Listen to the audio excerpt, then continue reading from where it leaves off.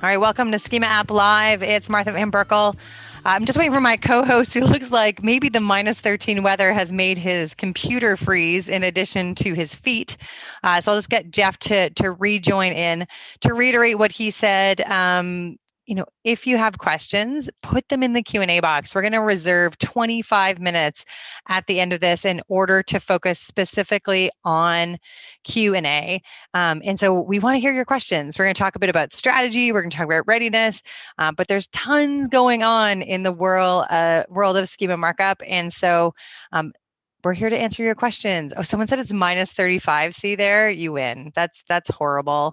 Um, lots of fun. All right, so let's jump in. I'm going to start by introducing myself. My name is Martha Van Berkel, and I am the CEO here at Schema App. Some of you may know I grew up in enterprise, so I spent 14 years at Cisco prior to starting this company with my co-founder. I do have a technical background, and I'm Canadian, hence why we were joking about how cold it is today. Recently, we had a lockdown, and I got to spend some really super fun time with my kids, Ruth and Garrick.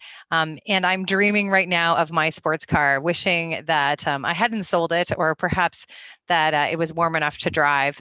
But my car actually was driven by Kevin Bacon. And I share this because I think it's a really great example for those of you that are new to schema markup. When you see how I'm connected to other things in the world, all of a sudden you can infer or sort of figure out, how you're connected to me or what we have in common, or answer some questions.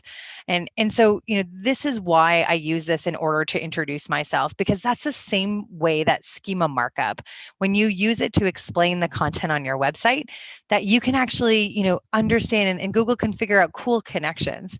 And so whether that be that you also studied at MIT, or that you have some Canadian relative, or that it's just freezing cold where you are today, that there's a way that we can be connected as a result of being understood. Now, I'm hoping my co-host Jeff will join us soon, but let's keep moving forward while we do that.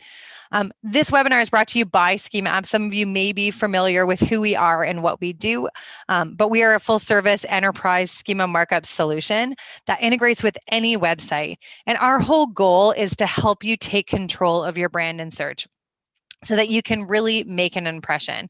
And I'm absolutely proud to say that we are trusted worldwide by SEOs. This list of customers just keeps getting longer, and it, really, really brings me joy to say that, that we're proud to work with them and add them value, and that they also, see the work that we do, and sort of how we're helping their business through the Schema App experience. And so the Schema App experience is actually what we believe is truly what differentiates us in the market. And part of it starts with the conversation we're going to have today, that we really start with strategy. We want to understand sort of how we help your business grow, that our technology and enterprise solution allows us to do schema markup on any website at scale, any type of content. And then we really partner it with the expertise that we have through our customer success team, that we're all about measurement through analytics and looking at return on investment in order to make sure that, our partnership is yielding great results. Now, speaking about customer success, I see Jeff is back. Welcome back, Jeff. Thanks so much. Why Wouldn't don't you take a minute to introduce yourself, and then we can jump into the agenda. All right. Well, first of all, I'm really excited for Schema App Live today. Schema strategy is something that we practice or use every single day as part of the customer success team. So I'm really excited to share some of my knowledge with you. My name is Jeffrey Burns. I am a humongous Toronto Maple Leafs fan, so I was super happy to see that we beat the Montreal Canadiens last night.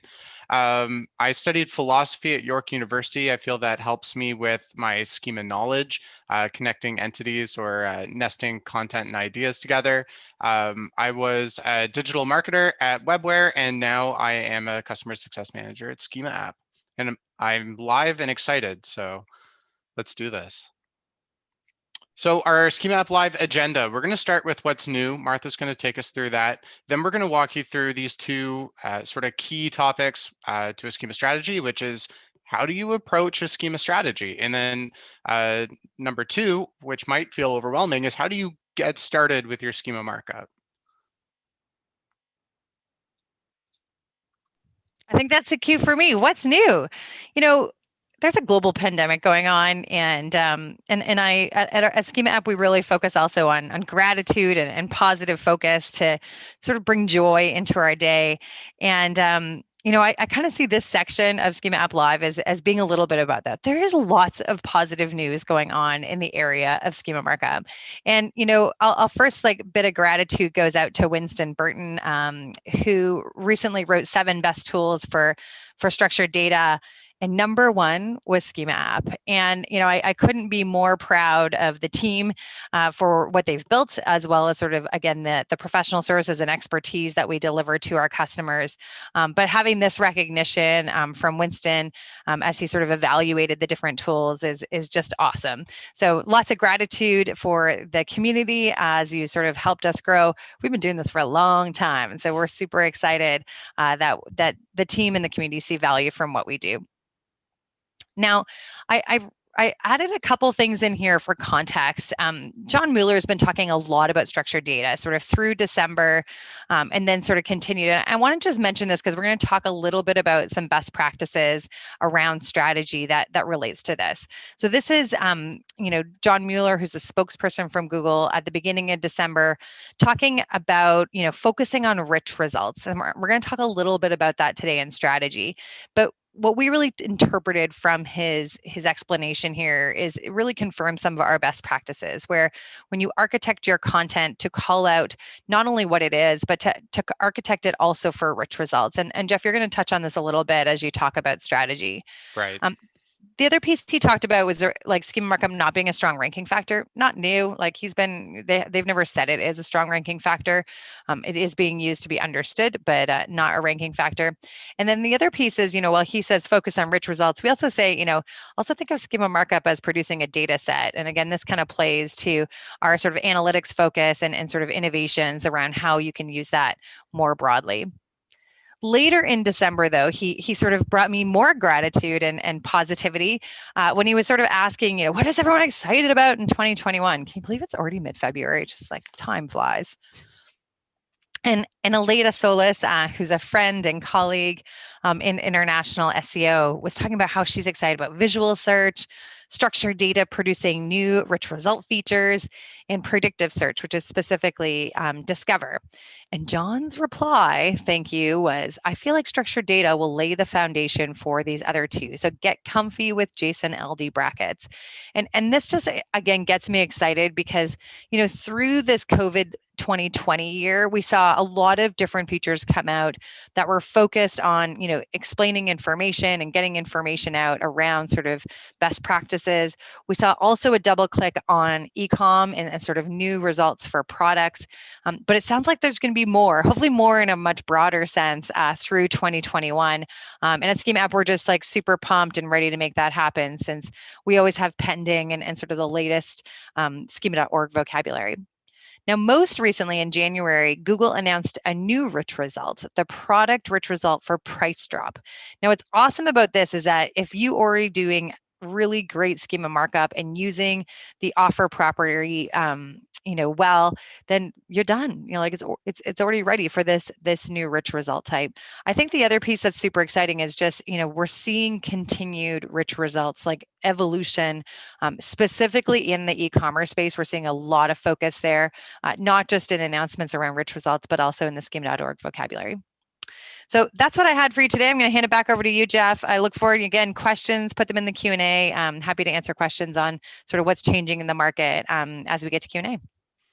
Well, you heard it from John Mueller that schema markup's not going away. It's going to lay the foundation for more of these rich results in search. And so a topical question in 2021 is, how do I use schema on my website? And we're going to talk to you about how to approach building that schema strategy. So what you want to think about for schema markup strategy is that, first of all, this is not a one-time SEO tactic. You're not going to just get it right the first time, check that box and move on. It informs more than you might think at first. So your schema strategy directly correlates with your content strategy, which is an iterative process. You're going to systematically want to answer this question, what should I optimize? And then your schema will amplify that content in search, and it'll probably highlight important content opportunities that you should take advantage of. The other thing it ties to is your overall business goals, right? We're going to get a little bit into some examples, but especially as we start off the 2021 year, a lot of you may have sort of said, oh, we're going to focus on growth in this area of our business, or we're going to introduce this element. And so schema markup can also be a strong sort of support of achieving those goals too. Right. Yeah, I'd say like your goals really helps answer that question of like, what should I optimize? Like, okay, well, what are the goals for you in your business? And your initial strategy will uh, sort of define the markup that you need to author and deploy. Then your maintenance and reporting will help inform your new strategy. And that's our schema markup process here.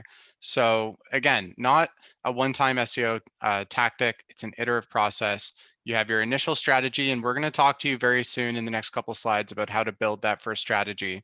Then when you author and deploy that, you'll take care of it with your maintenance. That's your rich results test. That's your structured data testing tool. That's your URL inspect and search console. It's your performance report, your all of that together is going to give you some insight on what's working really, really well and what should you include in your strategy in the next go through.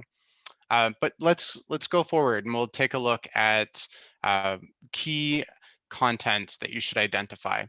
So what you really need to do to get started, like number one, get out your pen and paper, maybe even follow along now. I'm going to teach you this framework that we use that helps you think this through. So put your brand marketer hat on. What are the key business concepts that you're looking to communicate? What is it? What business are you? What is that story? Where do you explain that story on your website? And what schema.org definition will help, best classify the type of business that you are? And then break it down even further. So what do you offer? Maybe you sell things, maybe you make things, maybe you offer services or an enterprise solution.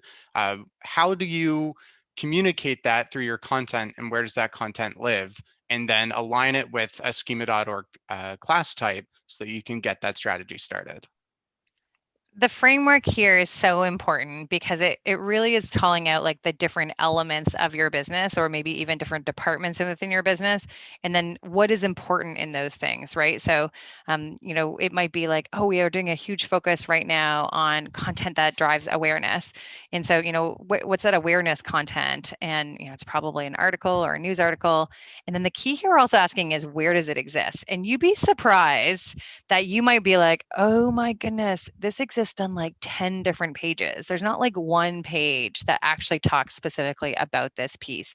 And that's an aha. Like that's actually why this framework is so helpful, because you might discover that it's on like 4 pages. And so like what pages Google actually show for that? So this is again where, we want you to kind of think through the structure of like these concepts and where they go, because Google's kind of trying to do that same thing about like where should I point you to? Exactly. And your second step now. So here's your practical second step. You've identified all of your content, what it is and where it is. Now you're going to review for rich results. I mean, earlier, Martha mentioned, John Mueller said it's easy to measure the impact if there is a rich result. So what rich results are you going to be targeting with that content?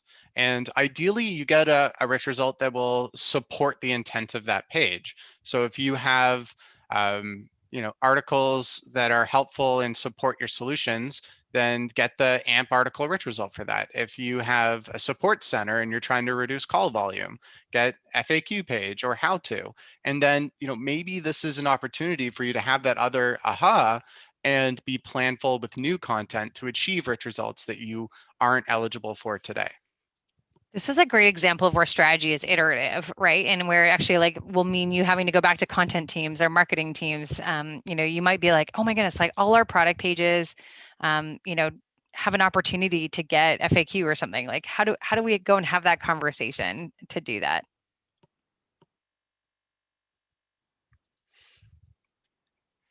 So best practice is when you go through that step that Jeff just showed you, to actually think about it at scale. How are you architecting content at the beginning of your content pipeline or your marketing authoring, and actually think about the rich result then, so that you can then architect those pages at scale and then get the results right from the get-go. And so this is really a best practice in enterprise for sort of how schema markup then plays into your pipeline for creating content. And often there's like a little bit of a work back going on here. It doesn't happen right at the beginning. So And that's great. Do you have an example for us? I do. Thanks, Jeff, Whoa. for the opportunity. So, like Schema app, we have to do the same thing, right? Like, so we run the business as well as our experts and so forth. And so the Schema app highlighter is, probably like our favorite tool. It's what we use to do things at scale. Jeff and the team of customer success managers are experts in both using it and sort of doing advanced, nested, beautiful schema markup. But like, we don't have a price on this page and we don't have an aggregate rating because it just like that doesn't lend to sort of how we're trying to market it. And so the question we had is like, okay, that's great, we have these product pages, but like I want to get a rich result for it. And so we went and said, well, our best practice, is to actually had FAQ page if we can't get that, more, shipping product related rich results. And, in this case, we're nerds, of course, so we have a multi-type entity of a product and a software application, and then we're going to nest that FAQ. And as a result, then, even though, because we have enterprise software, we don't want to put the price and we don't want to have the ratings on there, boom, bada bing, we still can get a beautiful, rich result. And so if you sort of are in your company and you're thinking about, again, that list of what is that core content, again, how do you sort of architect it and be like, there will be a rich result that works on it, right? You can figure that out. That's sort of one of those sneaky best practices that we have where, every page could be eligible for a rich result if you plan for it. That's right. Okay, so that's your approach to building a schema markup strategy, but how are you going to put this into action? So let's tackle that next. All right, what you want to do is organize your approach for that next authoring and deployment step of our iterative process. And how are you going to make your life easy for that? Well, you're going to determine, first of all, is this a single page? Is this a recurring page? Like how often are you telling or share the story or sharing the information about your brand or your product or your solution? And actually map it out. So in our next slide here, we keep building the columns and say, like, is this single? Is this templated? Maybe it's just a couple of multiple pages, but that's going to underline for you like how difficult or easy this is going to be to implement. Then on our next slide, you can look at your ease of implementation, and this will sort of organize for you your plan of attack. So if you know that this is really important to the business, it's a single page and it's easy, well, that's your lowest hanging fruit. So tackle that page first. Usually that's going to be your business page. So your homepage or an about page, wherever you're going to call out your business information. From there, it might be a repeating page that's not too difficult to achieve a rich result with the content you have today. So get your article schema on your core content pieces, or get your blog posting on your blog. Or if you have everything ready to go because you're e-commerce, go get the product rich results. Just you want to organize what's eligible for a rich result today, is it repeating, and how important is it to the business? And those pieces will help organize your plan of attack. I love that Um, call out, Jeff. So you're like, the value to the business is really subjective, right? So, right.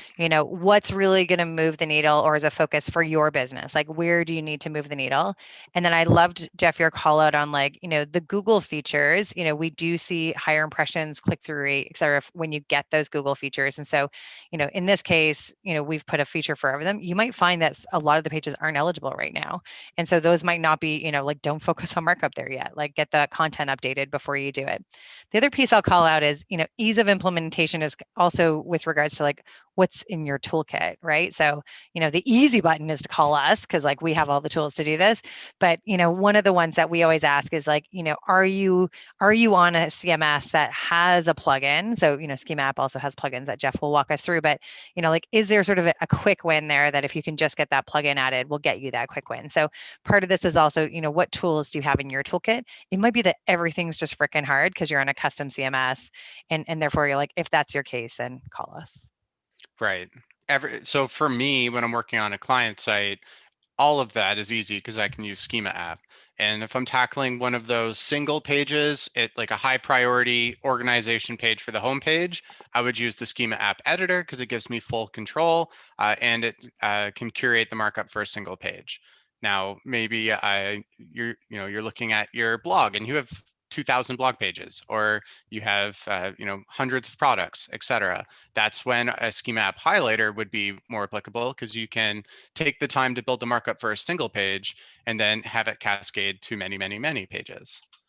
Um, Martha's right. I am going to talk about our ease of implementation. So we have the Drupal module, we have Shopify, we have BigCommerce, WordPress. Basically, if you have a website, we can help you mark it up. And a lot of these come with automation. So again, if let's say you have thousands of blog pages, that WordPress plugin would get it done for you in one step. I think the other piece that we see, like I would say tons and tons and tons of people use, is our tag managers. And maybe my call out in my news should have also been like John Mueller being like, our preference isn't to use JavaScript or tag managers for crawling. Says Google, who has to pay money to crawl and process things. Like, yes, it's not our preference. We create these add-ons because we want to try to get it server side. However, we can say with absolute assertion that JavaScript done right, optimized, like we've been doing for over 4 years, works great and does produce results. And so I will crush that myth. Again, it's their preference, our preference too, if we can get it server side. But tag managers and JavaScript works very well. Using ours is optimized to make sure it works great. Okay, and we have some best practices for you, and this covers a wider variety of topics you'll want to keep in mind as you build your strategy and start authoring and implementing that markup. So first of all, Google recommends using JSON-LD.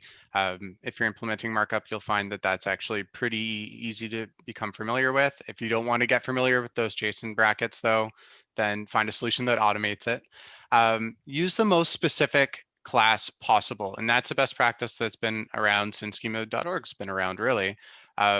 My favorite way to do this is start at the top of the schema.org class tree and just keep diving further through those branches until maybe it's too specific or none of the options are accurate still, and then go back up one level, and that's your schema type. I hope if you've been to schema.org and looked through the class tree, that would make a lot of sense. If you haven't, go check out schema.org. Markup only what is on the page.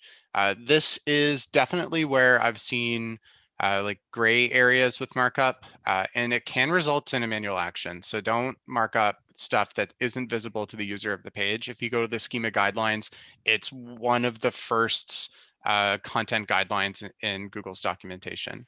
And this is again supportive of like, Schema isn't just a technical SEO piece, right? It's like a marketing initiative that needs to have the teams connected, because you're going to get the best results when, the analytics team is measuring, the marketing team understands the content they need to produce, and then the SEO team is, orchestrating that, ideally using Schema app, but different question. All right, back to you, Jeff. Okay, one key page for each business concept. And this is, might be hard because, like you said, Martha, at the beginning, there's a lot of websites out there that explain the same concept over a number of pages. And there can be a way to approach that. First of all, it's easier if you are connecting things in schema markup with @IDs, because then your schema graph can reference the same concept across multiple pages. But ideally, you do have one key page for each, primary or high level business concept.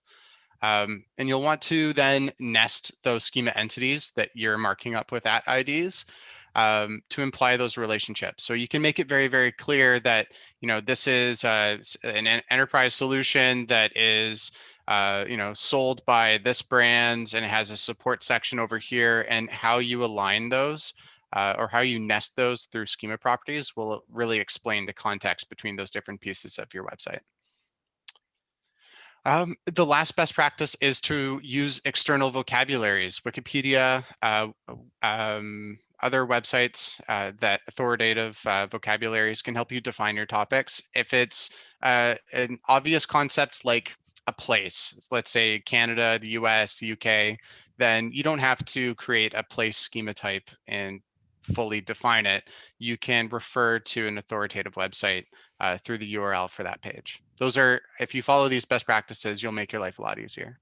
Yeah, and some of these best practices will come up as you like build your strategy. And Jeff, I was thinking of, like your large enterprise that has like many different sites with like lots of different content. Like, how do you get started? Yeah. Was kind of coming to mind. And part of what I like about the framework is if you can actually think of, again, what is the priority right now with schema markup, because it's iterative, you're also going to get better at doing it as you go through. And so for a lot of large sites, we'll like, what are the most important things to start on, and how do you kind of get into that rhythm, whether it be with us or sort of within your own team to get progress on that. So don't feel like also when you're doing your strategy you have to do everything, but feel like you can start small. Like, what are the top 5 things that are important for your customers to find? I was just like thinking through how we've done very, very long spreadsheets, sort of identifying what it is, but when it comes down to it, it's like, where do you want to start? And that being sort of the key thing to focus on so that it doesn't become an overwhelming task. Okay, just a reminder, if you do have questions, if this sparked a thought for you, put it in the Q&A section and we can tackle it together. Resources, learn how to develop a schema markup strategy. We've written about this before because this is a topic that's really important to us. The ultimate how-to guide for local business will also help you. That I would say is a must read. I would, even if you're not a local business, it does a really good job of breaking down some of the concepts that we've talked about today. And then the schema paths tutorial is awesome for the nesting and alignment of your schema types to accurately explain the context of the different things on your website. And then if you want to stay up to date and be the schema pro, schema nerd in your organization, then sign up for the Schema App newsletter and we'll do the hard work for you. And then you can just share the news and be the expert.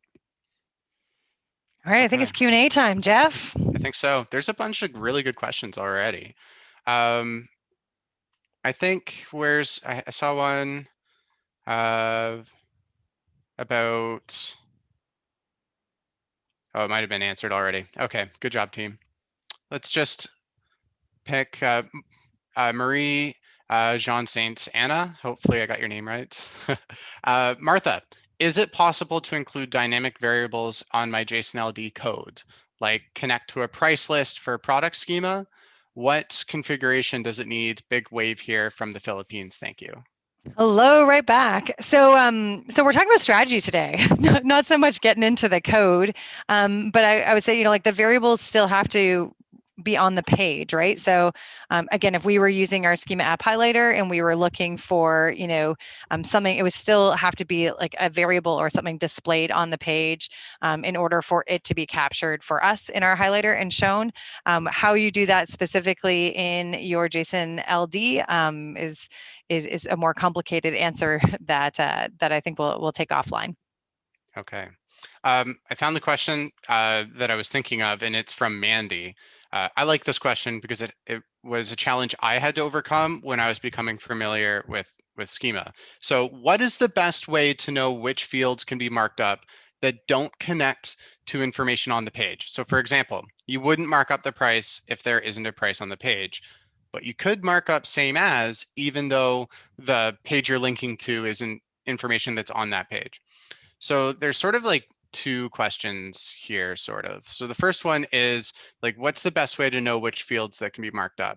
Um, the first one is that you're going to already have that list of rich results that your content and page is eligible for that you're targeting. And that's going to give you the list of required and recommended properties.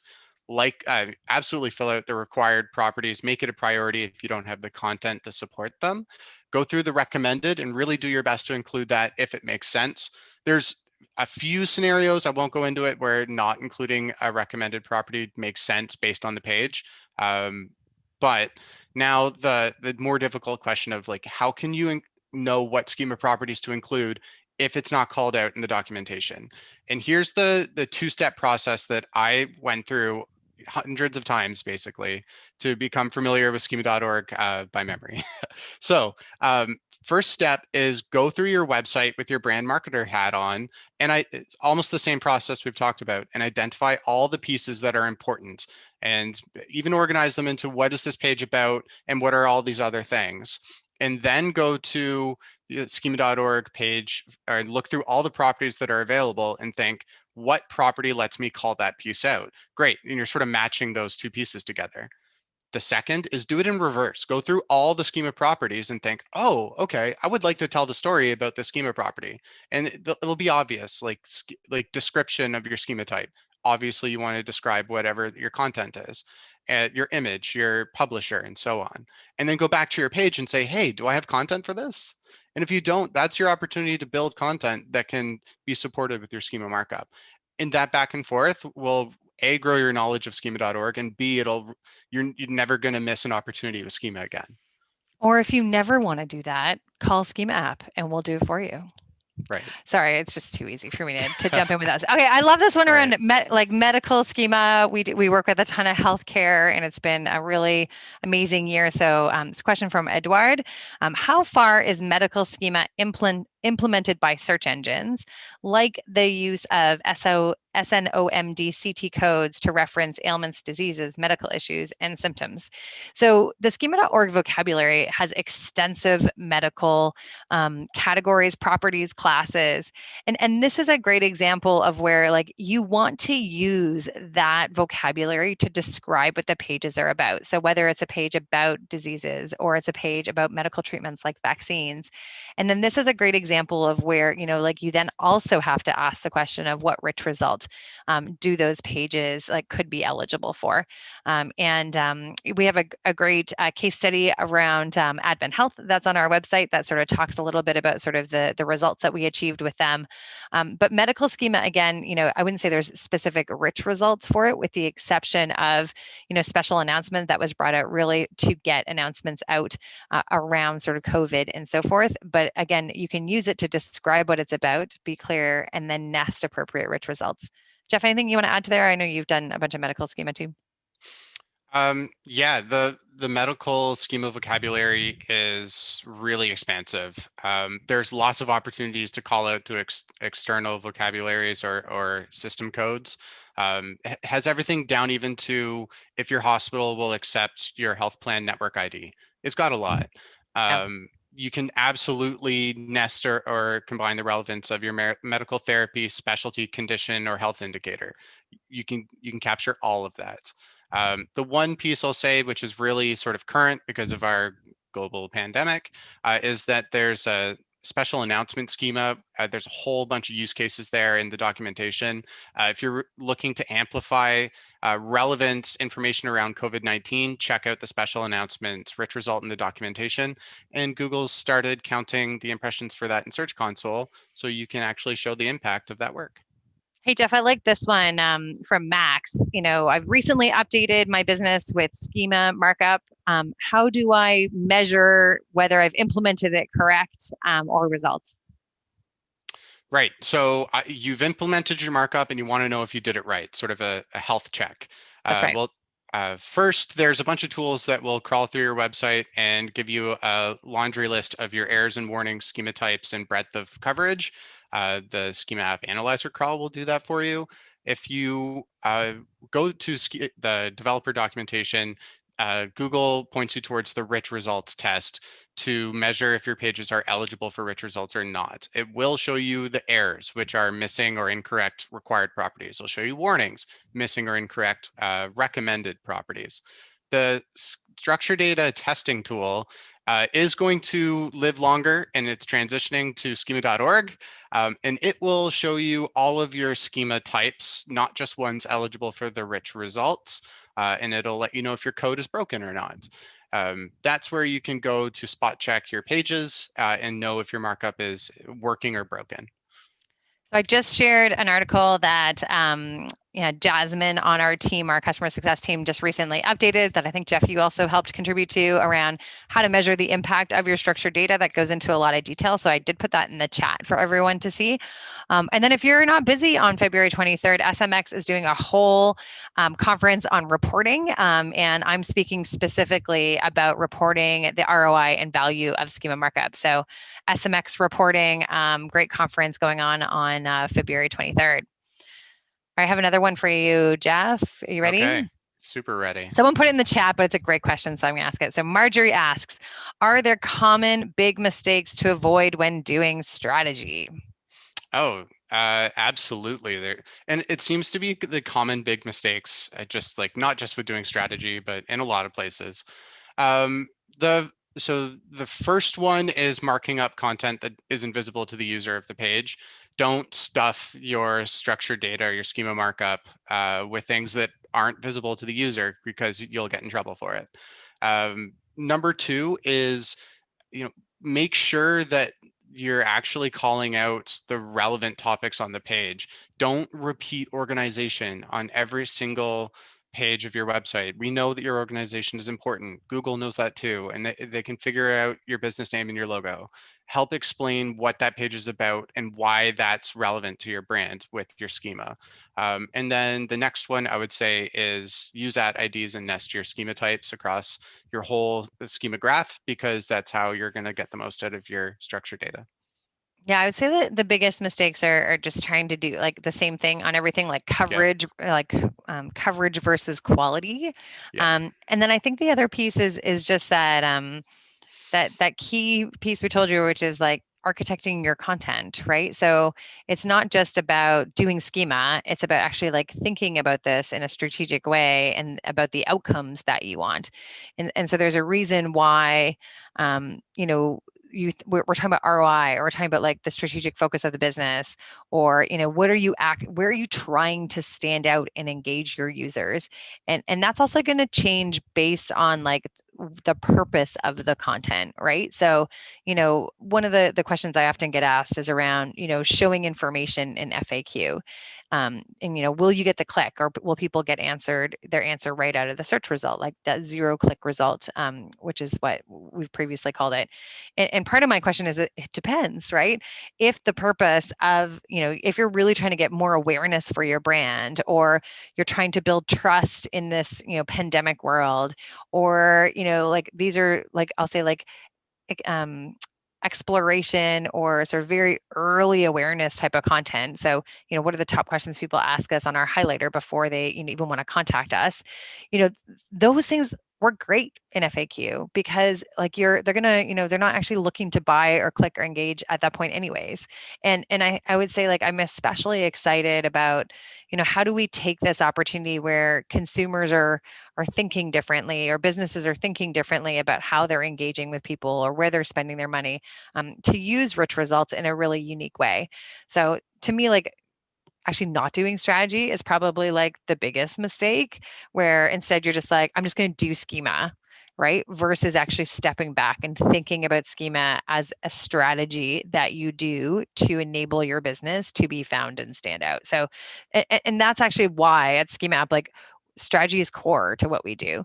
We had a line that I think that we were using in marketing. We take it from strategy to code, and then to ROI, right? Like, the strategy is that important conversation. So not doing strategy, I think, is perhaps the biggest mistake. Okay. Other fun questions? This one's kind of a fun one. It's a little bit in the weeds, so go with me on it. But Okay. so they're trying to implement schema. They have their homepage set up with an action, right? And then the action is to go to their brochures page. We'll call that like the product page. How do you connect those together? How do you connect the Yeah. homepage action and the brochure, the Okay. product? Yeah. When I was reading this made me think of my hit list for connector schema properties. And that's what we were talking about. So we didn't really get into the weeds of like nesting your schema types. We've done that on a previous Schema App Live, and I'm open to talking about it again because it is a really practical step in implementing. But my hit list for schema connector properties are things like subject of, because it's eligible. Every schema type is eligible. It can use it, and then you can pull in any content that's about that and nest it through the subject of. The next one is mentions. If your page just mentions anything, and that's a great one because the mentions property can include any schema type. You can, for that one, you would want to use the potential action. So if you have action schema and you have like a product or an article or something, and there's an obvious way to interact with that page, that's a potential action. And it used to be supported by Google, where you could get like you could book a table from the search results. So there's documentation out there about how to do your action schema really thoroughly. But those are some of the most common connector schema properties. Yeah, I'll also share we have tons of articles on our website, by the way. Like we've been talking and writing about this stuff for a long time. I presented at Brighton SEO in 2019 around, oh, I got a beautiful like featured snippet on this around connected schema markup. And I use the Queen as my example. So I'll go ahead and put that in the chat. So if you're, there's also a video with this one. So if you like listening versus reading, there's some examples and it's called, if you Google connected schema markup and knowledge graphs, it sort of explains those pieces and how they work. Like nesting and it is something that's coming up from Google really often around, they mentioned this thing called @ID. Good news, if you use Schema app, you don't have to worry about that. It's a very big technicality in how you do the JSON LD. Schema app just does that because of how we've built it. But nesting is the idea of like how you talk about the page. The product example I gave you for the highlighter was a good one. You talk about the primary product of that page, and then you use the properties to develop relationships. And this is proper schema markup. Bill Slosky talks a lot about like the semantic web, right? And how things are connected. Or if you think of our intro slides about how things are connected, we're also like trying to do this connected piece also within the markup. And it is complicated, which is why schema app exists, right? Like this is what we're great at. And not just doing it sort of on one page at a time, but like coming up with really advanced technology for, large sites on, Adobe or on Drupal or stuff to be able to do this in a really logical way. So have a look at that resource. And then again, if you want to get this done and you're, don't want to talk about code and add IDs, I do encourage you to try our pro account. It's 2 weeks free, $30 a month, as a way to sort of get your brain in it. Because all of our training on how to do local business markup, et cetera, we're going to continue to introduce this concept of nesting.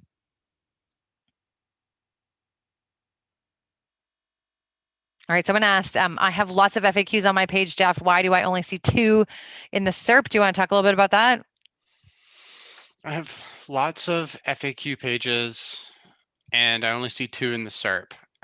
So I mean, first of all, you can be eligible for a rich result and Google, will give it to you based on their reasoning for giving it to you, like the search query, the relevance, the authority of your page, everything sort of plays into when or why Google will award you a rich result. Your schema markup will simply make you eligible to receive that reward, that richer information in search. We've also seen Google playing with the FAQ rich results. So last summer there was this, big interruption in FAQs early in July, and then it sort of recovered. And some industries were hit harder than others. It affected almost everybody's FAQ rich results. We saw them playing with it again in October and again in December, along with some core updates in December, I think affected that. So really with your FAQ, there's a couple of things you want to do to just get ahead of the pack because, everyone's realizing that the FAQ result is the lowest hanging fruit. So you want to do things like, tease the answer with the links of your text. You want to make sure you have at least 3 questions in your FAQ page because Google will show 3. Don't include multiple FAQ page schema types on the same page because then Google will show you an error, and that's actually against the documentation for the FAQ page schema type. And then, yeah, I'd Maybe say the those are other, your yeah, highest ones. one other call, and Dave, thanks. He like kind of double clicked on this. Dave Right. Ojeda, how are you doing? Hope Chicago is as cold as Guelph. Right.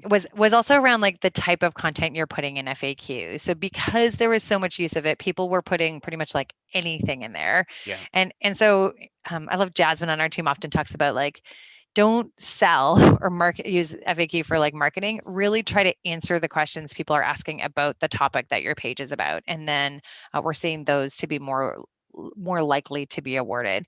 Google's smart, right? So like they're not just going to give it to everybody. We've also seen that if the page like isn't ranking well, that you're not going to get it, which also makes sense. Like the intent is to provide that information and value to the searcher. That's why Google's using FAQ. So again, you have to kind of make sure that you have good SEO hygiene across the board, to also sort of yield those really great results.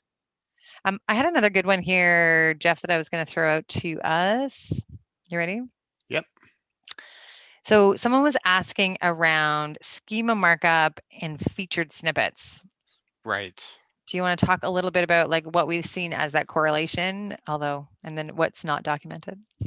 Okay, so those are two separate SERP result types. That's one piece that keeps coming up is like how can I use schema markup to achieve a featured snippet, and specifically they are different. So rich results, you can use your structured data very clearly to be eligible for a rich result. Google's rich results test will show you if you're eligible or if you're eligible with wordings. Um, and the featured snippet is different. It's promoted to the very top of the page is an obvious difference, and it's high value. So don't ignore featured snippets, but you won't be eligible through applying a certain schema property over another one. It's not really working that way. And then what Martha is alluding to, I believe, is through a patent application, we know that featured snippets evaluate structured data as part of whether or not to award a featured snippet, amongst obviously a bunch of other pieces. So having structured data should help your case, but it's not going to be the depending factor. So I would say like the difference between like necessary and sufficient. It's not enough just to have good schema markup to get a featured snippet. It's just going to, help your case. I would say with featured snippets, tackle high value questions, include infographics or images, and try and write good content on specific topics and be targeted with the featured snippets you're hoping to achieve. I like it. Yeah, we've seen it. We've seen it had a positive impact, kind of like Discover, actually. Like I Yeah. shared sort of like that John Mueller piece around, it's going to help with visual search. What's visual search like? How's that going to play out? And also, predictive search, which is where Discover.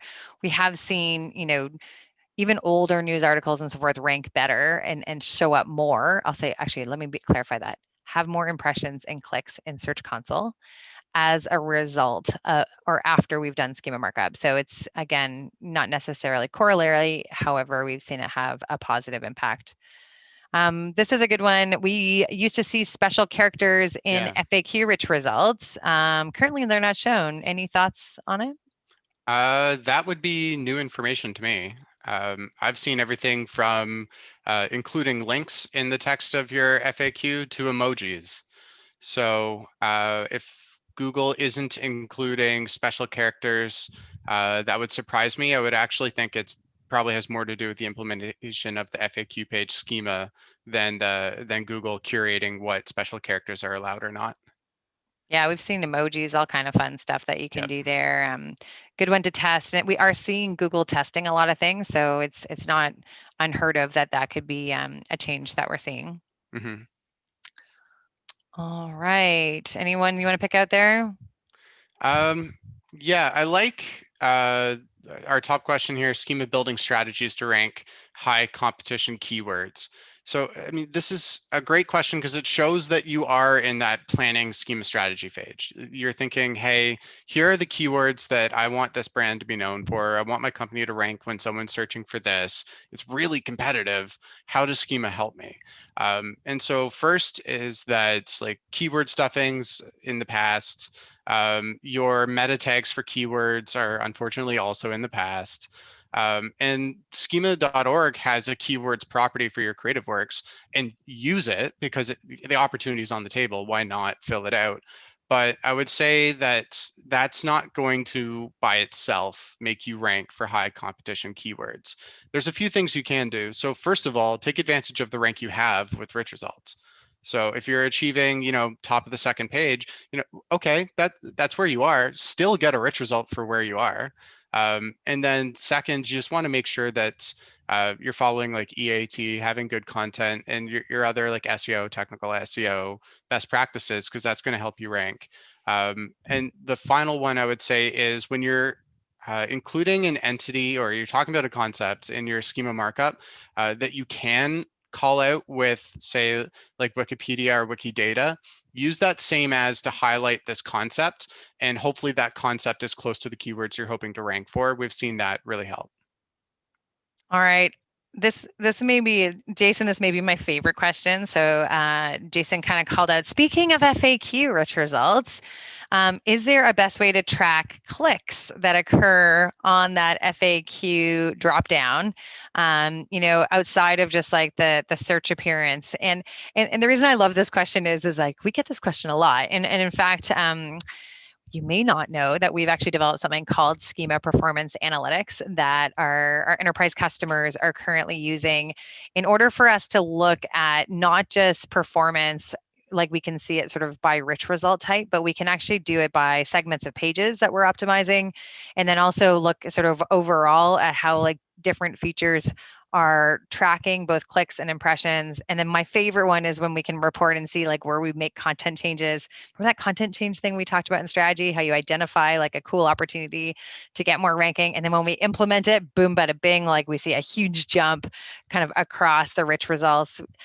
However, the question, Jason, you're asking is like around clickability in different pieces. So we are exploring, could we actually put anchor text perhaps in different elements and then actually see if we can measure that anchor text piece? But right now, there's no specific way to measure who's clicking on what drop down unless there's some type of action or traffic that we can correlate there.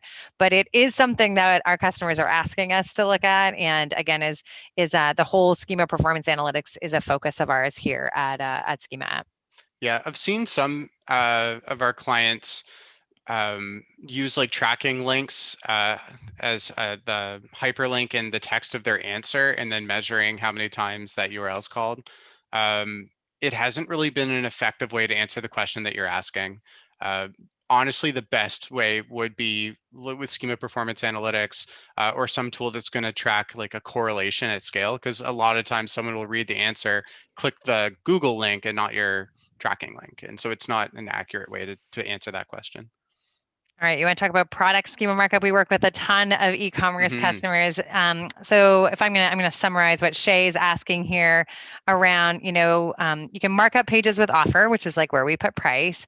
But the question is does Google prioritize the schema markup price versus the Google Merchant Center price? Like what's your view on how those things work together? My opinion is that you should pursue Google Merchant Center and also have the markup on your page. If it was my website, I would look to do both. And yeah, I'm actually not sure about Google Merchant Center listings like cannibalizing traffic to organic links. I haven't seen that. It's an interesting question that I haven't actually researched, so I don't want to give poor information, but Yeah. The other thing is to think about strategy, right? So you yeah, may see in our example that you can have more than one type of rich result per page. that's So right. if you're looking to do that kind of advanced schema, again, it's like what we're awesome at, especially at scale. But that may be another area to explore. All right, we're coming to a wrap here. I Maybe we'll know. do, I how kind do of you want to answer Chris LeBate's question do it? Maybe we very wrap up quickly. there. Yeah. Okay, so what's the best way to find the best, highest level entity for a main topic? And he's asking in the context of having an article and what's the highest level entity. So I mean, specifically with the article, hopefully your article description or the headline is going to answer that question for you. It's like this article is about, and whatever that thing that the article is about is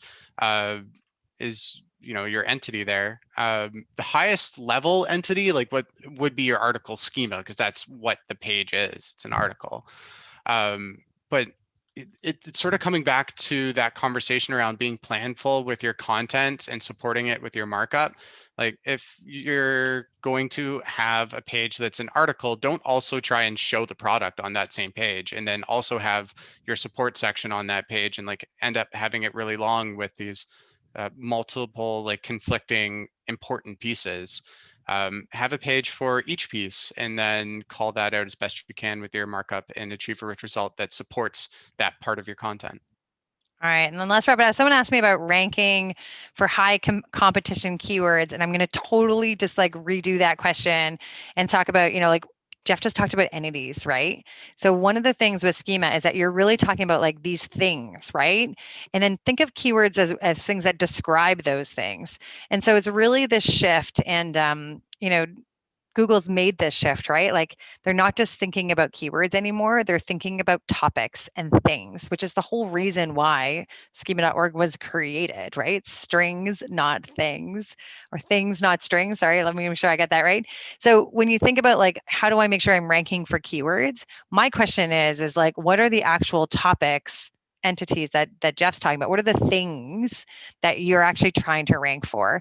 And think of the schema markup as the approach for describing that, of which you're then going to use the properties perhaps to pull in some of those keywords. So that's sort of my it's this mental shift that we have to make in SEO that, again, comes very naturally to us as Schema App because we're a semantic technology company, right? So we think about things in graphs and connected elements. It's what makes our ability to do nesting and do this stuff at scale so easy, and why big companies like SAP, Key, and so forth are looking to innovate with us, because we also see it beyond just getting this SERP, this search engine rich result, but also creating these beautiful data sets in a connected way that we hope one day will totally revolutionize how we think of SEO as being strategic within the marketing organization. All right, there's my last spiel. Jeff, wrap us up. Okay, well, thank you so much. I always really enjoy these Schema App Lives. So if you want to learn more, go to schemaapp.com and sign up for our newsletter. If you have a specific question, use case, and you're looking for someone to help you with that, maybe book a demo and talk to our team. Otherwise, we will see you next time. All right, happy scheming.